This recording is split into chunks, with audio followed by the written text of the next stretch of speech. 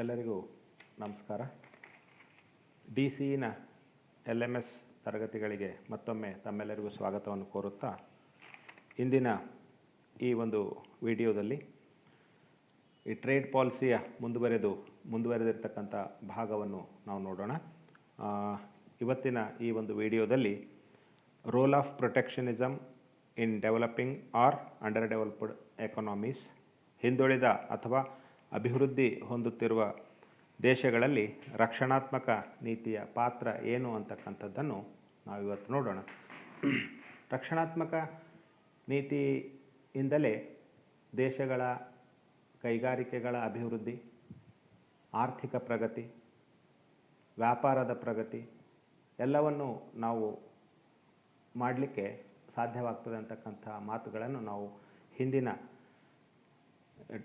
ವ್ಯಾಪಾರ ನೀತಿಯ ಒಂದು ಪದ್ಧತಿಗಳಲ್ಲಿ, ವಾದಗಳಲ್ಲಿ ನಾವು ನೋಡಿದ್ದೆವು. ಇವತ್ತಿನ ಒಂದು ವಿಡಿಯೋದಲ್ಲಿ ಇದರ ಒಂದು ಪಾತ್ರ ಏನು ಅಂತಕ್ಕಂಥದ್ದು, ಯಾವುದರ ಪಾತ್ರ ಇಲ್ಲಿ ರಕ್ಷಣಾತ್ಮಕ ಒಂದು ನೀತಿಯ ಪಾತ್ರ ಏನು, ಒಂದು ದೇಶದ ಆರ್ಥಿಕ ಅಭಿವೃದ್ಧಿಯಲ್ಲಿ ಯಾವ ರೀತಿಯಾದಂಥ ಪಾತ್ರ ಅದು ನಿರ್ವಹಿಸ್ತದೆ ಅಂತಕ್ಕಂಥ ಮಾತನ್ನು ನಾವಿಲ್ಲಿ ನೋಡೋಣ. ಮೊದಲನೇದಾಗಿ ಇಂಟ್ರಡಕ್ಷನ್. ಇಲ್ಲಿ the basic principle of country's trade policy is that it should be gainful to the economy and accelerate its growth rate. ನೋಡಿ ಇದರ ಗ್ರೋತ್ ರೇಟನ್ನು ಹೆಚ್ಚು ಮಾಡಲಿಕ್ಕೆ ಒಂದು ಕೈಗಾರಿಕೀಕರಣದ ಅಗತ್ಯತೆ ತುಂಬ ಇದೆ ಅಂತಕ್ಕಂಥದ್ದು. There is a strong belief that the key to economic development is to establish manufacturing industries, and it is the best way to protect from international competition. ಅಂದರೆ ಅಂತಾರಾಷ್ಟ್ರೀಯ ಒಂದು ಪೈಪೋಟಿಯಿಂದ ನಮ್ಮ ಕೈಗಾರಿಕೆಗಳಿಗೆ ನಾವು ರಕ್ಷಣೆ ನೀಡಿದಾಗ ಖಂಡಿತವಾಗಿಯೂ ಇಲ್ಲಿ ನಾವು ಒಂದು ದೇಶದ ಒಂದು ಆರ್ಥಿಕ ಪ್ರಗತಿಗೆ ಪೂರಕವಾಗಿ ನಿಲ್ತವೆ ಅಂತಕ್ಕಂಥದ್ದನ್ನು ನಾವಿಲ್ಲಿ ಸ್ಮರಿಸಬೇಕು. Usually UDCs are having some common features. ಕೆಲವು ಕಾಮನ್ ಆಗಿರ್ತಕ್ಕಂಥ ಒಂದು ಲಕ್ಷಣಗಳನ್ನು ಎಲ್ಲ ಅಭಿವೃದ್ಧಿ ಹೊಂದುತ್ತಿರುವ ದೇಶಗಳು ಹೊಂದಿರ್ತವೆ ಅಂತಕ್ಕಂಥದ್ದು ಇಲ್ಲಿ ಬರ್ತದೆ. ಸಾಮಾನ್ಯವಾಗಿ ಎಲ್ಲ ಆರ್ಥಿಕತೆಗಳಲ್ಲಿ ಓವರಾಲ್ ವೀಕ್ ಎಕನಾಮಿಕ್ ಕಂಡೀಷನ್ಸ್, ಎಲ್ಲ ಒಂದು ಸ್ಥಿತಿಗತಿಗಳಲ್ಲಿ ಇಲ್ಲಿ ವೀಕ್ ಕಂಡೀಷನ್ಸ್ ಇರೋದನ್ನು ನಾವಿಲ್ಲಿ ನೋಡ್ತೀವಿ. ಇದರಲ್ಲಿ ಮೊದಲನೇದಾಗಿ ಅಂಡರ್ ಡೆವಲಪ್ಡ್ ಇಂಡಸ್ಟ್ರಿಯಲ್ ಸ್ಟ್ರಕ್ಚರ್, ಅಂದರೆ ಹಿಂದುಳಿದಂತಹ ಒಂದು ಕೈಗಾರಿಕಾ ಒಂದು ರಚನೆಯನ್ನು ನಾವಿಲ್ಲಿ ನೋಡ್ತೀವಿ. ಎರಡನೇದಾಗಿ ಲೋ ಕಾಂಪಿಟಿಂಗ್ ಪವರ್. ಮೊದಲನೇದ್ದು ಅಭಿವೃದ್ಧಿ ಹೊಂದದ ಕೈಗಾರಿಕಾ ಕ್ಷೇತ್ರ, ವೀಕ್ ಇಂಡಸ್ಟ್ರಿಯಲ್ ಬೇಸ್. ಎರಡನೇದಾಗಿ ಸ್ಪರ್ಧೆ ಮಾಡುವ ಒಂದು ಸಾಮರ್ಥ್ಯ ಸಾಮರ್ಥ್ಯವು ಏನಿರ್ತದೆ, ಕಡಿಮೆ ಇರ್ತದೆ ಅಂತಕ್ಕಂಥದ್ದನ್ನು ನಾವಿಲ್ಲಿ ನೋಡ್ತೀವಿ. Therefore in UDCs protective trade policy place very important role. The protection of infant industries in such a country is absolutely essential. Without protection, such industries cannot develop the arena of foreign competition. Though a country possesses rich natural and human resources, it cannot exploit them when it has foreign competition. ಅದಕ್ಕಾಗಿ foreign competition ಜಾಸ್ತಿ ಇದ್ದಾಗ ದೇಶಗಳು ಯಾವ ಹೆಚ್ಚಿನ ಒಂದು ಕೆಲಸವನ್ನು ಅಲ್ಲಿ ಮಾಡಲಿಕ್ಕೆ ಆಗೋದಿಲ್ಲ ಅಂತಕ್ಕಂಥದ್ದು ಇದರಿಂದ ಗೊತ್ತಾಗ್ತದೆ. ಅದಕ್ಕೋಸ್ಕರ ಇದರ ಆಬ್ಜೆಕ್ಟಿವ್ಸ್ ಏನು, ರೋಲ್ ಆಫ್ ಪ್ರೊಟೆಕ್ಷನ್ ಪಾಲಿಸಿಯ ಒಂದು ಆಬ್ಜೆಕ್ಟಿವ್ಸ್ ಏನು ಅಂತ ಮಾತಿಗೆ ಬಂದಾಗ, protecting their economy from adverse effect of foreign trade and against competition from developed countries. ಶ್ರೀಮಂತ ದೇಶಗಳಿಂದ ಒಡ್ಡುವ ಪೈಪೋಟಿಯನ್ನು ಸಮರ್ಥವಂತವಾಗಿ ಎದುರಿಸಬೇಕು ಅಂತಂದರೆ ಪ್ರೊಟೆಕ್ಷನ್ ಪಾಲಿಸಿ ಅತ್ಯಗತ್ಯ.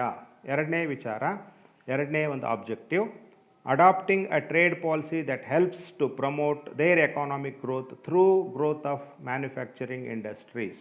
ಅಂದರೆ ಏನು ಎಕನಾಮಿಕ್ ಗ್ರೋತನ್ನು, ಆರ್ಥಿಕ ಪ್ರಗತಿಯನ್ನು ನಾವು ಸಾಧಿಸಬೇಕು ಅಂತಂದರೆ ಇಲ್ಲಿ ಮ್ಯಾನುಫ್ಯಾಕ್ಚರಿಂಗ್ ಇಂಡಸ್ಟ್ರಿ, ಉತ್ಪಾದನಾ ವಲಯ ಬಹಳ ತೀಕ್ಷ್ಣವಾದಂಥ ಒಂದು ಕೆಲಸ ಮಾಡಬೇಕು ಅಂತಕ್ಕಂಥದ್ದು ಈ ಎರಡನೇ ಒಂದು ಉದ್ದೇಶ ಇದರದಾಗಿದೆ. Therefore protection is justified for an UDC from the point of view of national defense, self-sufficiency, utilization of resources, and attaining full employment in economy. In these days, it is not good to advise a country to develop more on foreign trade because of international tensions, too much dependency ಕೂಡ ಒಂದು ಅಪಾಯ ಅಂತಕ್ಕಂಥದ್ದು ಮಾತು. International tensions ಹೆಚ್ಚಾಗ್ತಾ ಇವೆ, ಅದಕ್ಕಾಗಿ ನಾವು ಬೇರೆ ದೇಶಗಳ ಮೇಲೆ ಪೂರ್ತಿ ಪ್ರಮಾಣದಲ್ಲಿ ಅವಲಂಬಿಗಳಾದರೆ ಇದು ಮಾರಕವಾದಂಥ ಒಂದು ಸ್ಥಿತಿಗೆ ದೇಶವನ್ನು ಕೊಂಡೊಯ್ಯುತ್ತದೆ ಅಂತಕ್ಕಂಥದ್ದು. Further, protection for UDCs is justified for achieving economic prosperity through economic planning.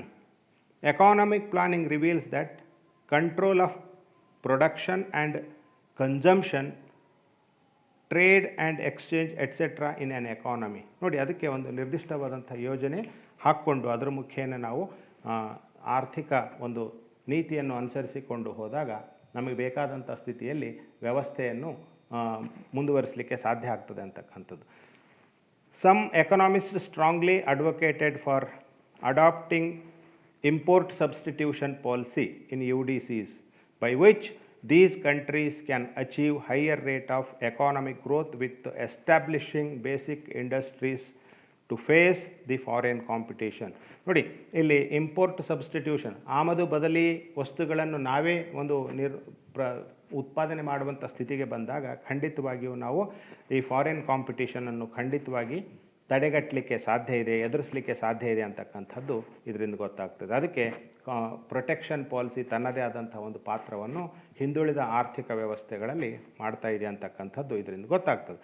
Import substitution policy aims to restrict imports of manufactured goods and promote the growth of domestic industries that produce import substitutes. ನೋಡಿ, ಆಮದು ಬದಲಿ ವ್ಯವಸ್ಥೆಯಿಂದಾಗಿ ದೇಶದಲ್ಲಿ ಕೈಗಾರಿಕೆಗಳ ಸ್ಥಾಪನೆಯುಂಟಾಗಿ ಹೆಚ್ಚಿನ ವಸ್ತುಗಳ ಉತ್ಪಾದನೆಗೆ ದಾರಿಯಾಗುವುದು ಅಥವಾ ಒಂದು ಏನು ಹೆಚ್ಚಿನ ಉತ್ಪನ್ನಗಳನ್ನು ನಾವೇ ಉತ್ಪಾದಿಸಲಿಕ್ಕೆ ಇದರಿಂದ ಸಾಧ್ಯ ಆಗ್ತದೆ. ಜೊತೆಗೆ ಉದ್ಯೋಗ, ಉತ್ಪನ್ನ, ಆದಾಯಗಳೆಲ್ಲವುಗಳನ್ನು ಹೆಚ್ಚು ಮಾಡಿಕೊಳ್ಳಲಿಕ್ಕೆ ನಮಗಿದರಿಂದ ಸಾಧ್ಯ ಆಗ್ತದೆ. ಅದಕ್ಕಾಗಿ ರಕ್ಷಣಾತ್ಮಕ ನೀತಿಯು ತನ್ನದೇ ಆದಂಥ ಒಂದು ಏನು ಮಹತ್ವವನ್ನು ಪಡೆದಿದೆ ನಮ್ಮಂತಹ ಅರ್ಥವ್ಯವಸ್ಥೆಗಳಲ್ಲಿ. ಒಟ್ಟಾರೆಯಾಗಿ ರಕ್ಷಣಾತ್ಮಕ ನೀತಿಯಿಂದಾಗಿ ನಮ್ಮಂತಹ ಅಭಿವೃದ್ಧಿ ಹೊಂದುತ್ತಿರುವ ದೇಶಗಳಲ್ಲಿ ಸ್ವಾವಲಂಬನೆಯತ್ತ ಹೆಜ್ಜೆ ಇಡಲಿಕ್ಕೆ, ಸ್ವಾವಲಂಬಿತರಾಗಲಿಕ್ಕೆ ಇದು ಪೂರಕವಾದಂಥ ಒಂದು ವಾತಾವರಣವನ್ನು ಸೃಷ್ಟಿ ಮಾಡುವಲ್ಲಿ ಯಾವುದೇ ಸಂಶಯ ಇಲ್ಲ.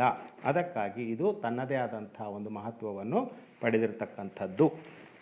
ಮುಂದುವರೆದು ಇನ್ನು ಕನ್ಕ್ಲೂಷನ್, ಉಪಸಂಹಾರದ ಮಾತಿಗೆ ಬಂದಾಗ, since the foreign trade is also one of the economic activity to a country, it needs some restrictions and controls over foreign trade. ನೋಡಿ, ಇಲ್ಲಿ ರಿಸ್ಟ್ರಿಕ್ಷನ್ ಅದಕ್ಕೆ ರಿಸ್ಟ್ರಿಕ್ಟ್ ಮಾಡಿಕೊಂಡು ನಾವು ವ್ಯಾಪಾರ ನೀತಿಯನ್ನು ಸ್ಥಾಪಿಸಿದರೆ ಇದು ಒಳ್ಳೆಯದು. ಪೂರ್ತಿಯಾಗಿ ಫ್ರೀ ಟ್ರೇಡಿಗೆ ಬಿಟ್ಟರೆ ಖಂಡಿತವಾಗ್ಲೂ ಅವು ನಮ್ಮ ಕೈಗಾರಿಕೆಗಳಿಗೆ ನಾಶನ ಮಾಡ್ತವೆ. ನಮ್ಮ ಕೈಗಾರಿಕೆಗಳನ್ನು ಏನು ಮಾಡ್ತವೆ ಅಂತಂದರೆ ಬಂದ್ ಮಾಡುವಂಥ ಒಂದು ಸ್ಥಿತಿಗೆ ವಿದೇಶಿ ಕಂಪನಿಗಳು ಏನು ಮಾಡ್ತವೆ, ನಮ್ಮ ಕೈಗಾರಿಕೆಗಳ ಮೇಲೆ ಅಟ್ಯಾಕ್ ಮಾಡ್ತವೆ ಅಂತಕ್ಕಂಥದ್ದು. Hence government of under developed countries must take care of these things. ನೋಡಿ, ಹಿಂದುಳಿದ ದೇಶದ ಸರ್ಕಾರಗಳು ಬಹಳ ಪ್ರಮುಖವಾಗಿ ಈ ವಿಷಯವನ್ನು ಗಂಭೀರವಾಗಿ ಪರಿಗಣಿಸ್ತಕ್ಕದ್ದು. ಪರ್ಟಿಕ್ಯುಲರ್ಲಿ ಗೋ ವಿತ್ ಪ್ರೊಟೆಕ್ಷನ್ಸ್, ಅಂದರೆ ನಮ್ಮ ಒಂದು ನೀತಿ, ವ್ಯಾಪಾರ ನೀತಿ ಹೇಗಿರಬೇಕು ಅಂತಂದ್ರೆ ರಕ್ಷಣಾತ್ಮಕವಾಗಿಯೇ ನಾವು ವ್ಯಾಪಾರ ನೀತಿಯನ್ನು ಅನುಸರಿಸಬೇಕು, ರೂಪಿಸಬೇಕು, ಇಂಪ್ಲಿಮೆಂಟ್ ಮಾಡಬೇಕು, ರೆಗ್ಯುಲೇಷನ್ಸ್ ಇರಬೇಕು. And put control over the trade through proper economic planning. ಅಂದರೆ ಒಂದು ನಿರ್ದಿಷ್ಟವಾದಂಥ ಯೋಜನೆಗಳಿಗೆ ಅನುಗುಣವಾಗಿ ಬದ್ಧವಾಗಿ ಕೈಗಾರಿಕಾ ನೀತಿ, ವ್ಯಾಪಾರ ನೀತಿ, ಉತ್ಪಾದನೆ ನೀತಿಗಳನ್ನು ನಾವು ಏನು ಅನುಷ್ಠಾನಗೊಳಿಸಿದರೆ ಖಂಡಿತವಾಗಿಯೂ ದೇಶದ ಪ್ರಗತಿಗೆ ಇದು ಪೂರಕವಾಗಿ ನಿಲ್ಲಬಹುದು ಅಂತಕ್ಕಂಥದ್ದು. ಅದಕ್ಕಾಗಿ ಇಲ್ಲಿ ಕೊನೆಯ ಮಾತು ಏನು ಅಂತಂದರೆ, ಪ್ರೊಟೆಕ್ಷನ್ ಅಥವಾ ರೋಲ್ ಆಫ್ ಪ್ರೊಟೆಕ್ಷನಿಸಮ್ ಇನ್ UDCsಗೆ ಹೇಳಬೇಕಾಗಿರ್ತಕ್ಕಂಥ ಮಾತು ಏನು ಅಂತಂದರೆ, ಯಾವ ಅರ್ಥವ್ಯವಸ್ಥೆಯಲ್ಲಿ ಯೋಜನಾಬದ್ಧವಾಗಿ ಒಂದು ಪ್ರೊಟೆಕ್ಷನ್ ನೀತಿಯನ್ನು, ರಕ್ಷಣಾತ್ಮಕ ನೀತಿಯನ್ನು ನಾವು ಅನುಸರಿಸಿದರೆ ಖಂಡಿತವಾಗಿಯೂ ಅದು ದೇಶದ ಪ್ರಗತಿಗೆ ಪೂರಕವಾಗಿ ನಿಲ್ತದೆ ಅಂತಕ್ಕಂಥ ಮಾತನ್ನು ಹೇಳ್ತಾ ಈ ಒಂದು ವಿಡಿಯೋವನ್ನು ಇಲ್ಲಿಗೆ ಮುಗಿಸ್ತೇನೆ. ಎಲ್ಲರಿಗೂ ಮತ್ತೊಮ್ಮೆ ನಮಸ್ಕಾರಗಳು.